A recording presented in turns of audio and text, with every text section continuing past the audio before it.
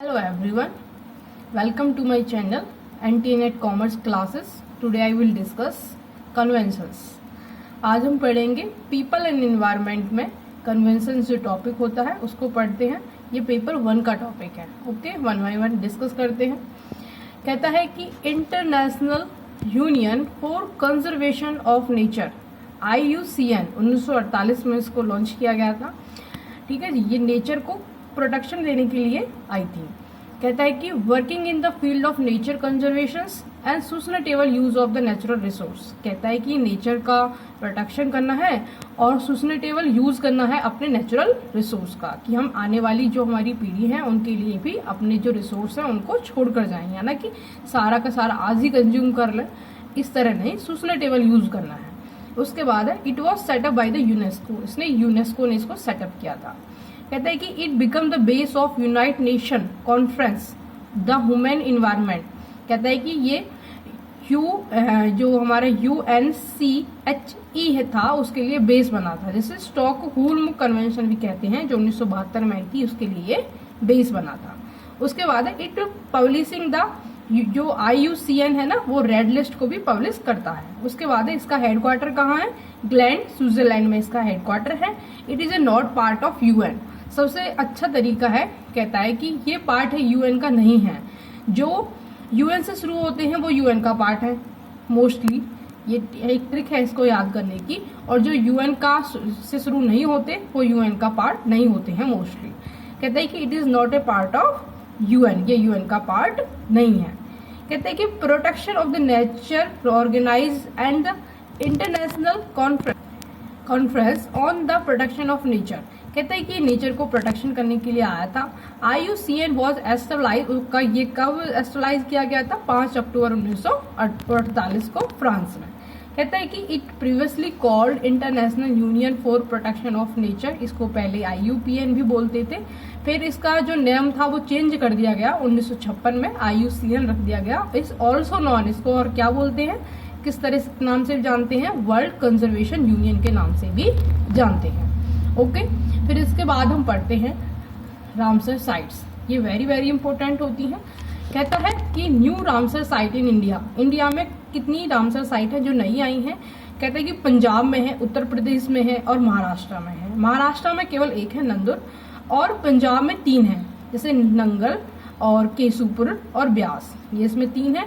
उसके बाद है उत्तर प्रदेश. उत्तर प्रदेश में कौन कौन सी है, सरसाई है, नावागानी है और शमसपुर है, संधी है, पार्वती है और समन है. ये सब क्या है, हमारी उत्तर प्रदेश में है. इनको याद करना जरूरी है. ओके, फिर इसके बाद पढ़ते हैं कि latest mangrove forest in the world. कहता है कि सबसे ज्यादा जो मैंगूर पाए जाते हैं वो सुंदरवन में पाए जाते हैं. ठीक है जी. और जो यूनेस्को था इसने यूनेस्को को उसको वर्ल्ड हेरिटेज कब बनाया गया था, 1987 में बनाया गया था. ठीक है, 1987 में बनाया गया था.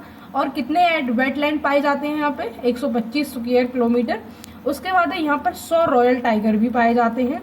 और 26 Ramsar site in India. India में 26 रामसर साइट है, इंक्लूडिंग ईस्ट कोलकाता वेटलैंड.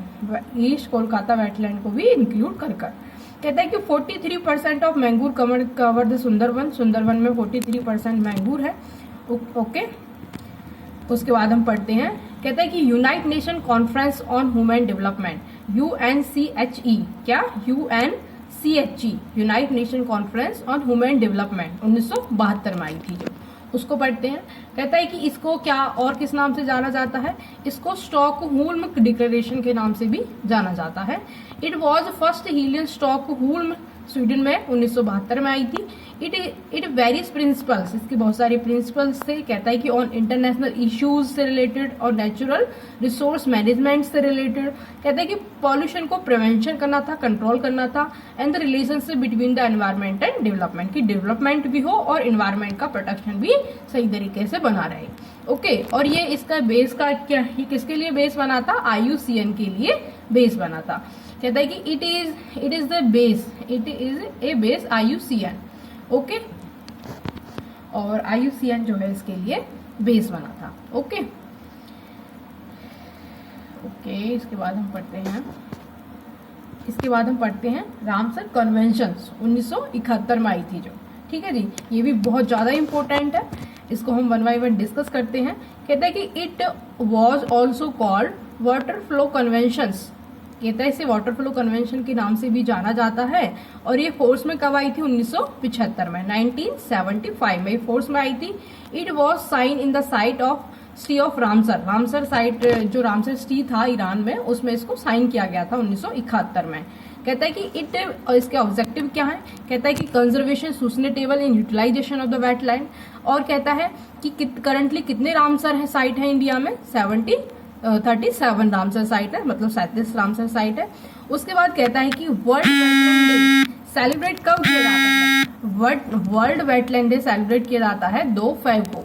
और 2020 में इसकी थीम थी वेटलैंड एंड बायोडाइवर्सिटी, ठीक है जी। और 2021 में इसकी थीम है वेटलैंड एंड वाटर, कि वाटर को सेव करना है और लोगों को अवेयर करना है वाटर को सेव करने के बारे में, ठीक है। उसके बाद convention coming to the force, ये फोर्स में कब आई थी? इंडिया में 1 फरवरी 1982 को। वैसे कब आई थी ये? 1971 में, लेकिन फोर्स में कब आई? 1975 में।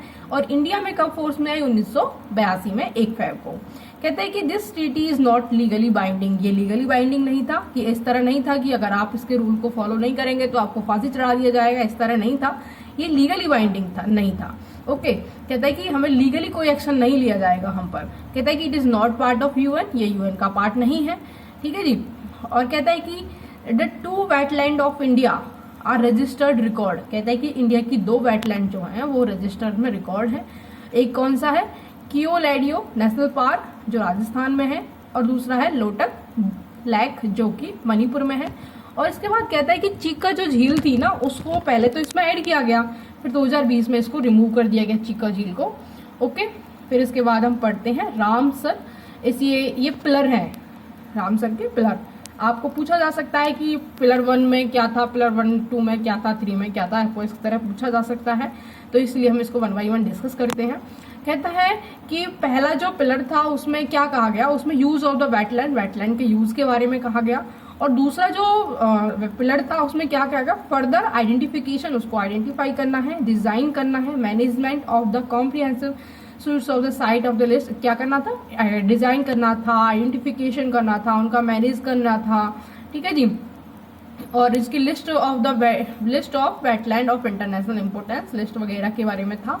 उसके बाद 3, तीसरा पिलर क्या कहता है? कहता है कि cooperating internationally in the wetland in the delivery of the wetland conservation. कहता है कि कॉर्पोरेशन के बारे में बताया गया था तीसरे पिलर में। ओके, उसके बाद हम पढ़ते हैं वेटलैंड। वेटलैंड जो डे है वो कब सेलिब्रेट किया जाता है? 2 फरवरी 1971 को वेटलैंड डे सेलिब्रेट किया जाता है। यूनाइटेड किंगडम जो है उसमें 175 किलोमीटर वेटलैंड है और मैक्सिको में 142 किलोमीटर वेटलैंड है। कहते हैं कि India become the Ramsar site. Ramsar site का मेंबर कब बना था?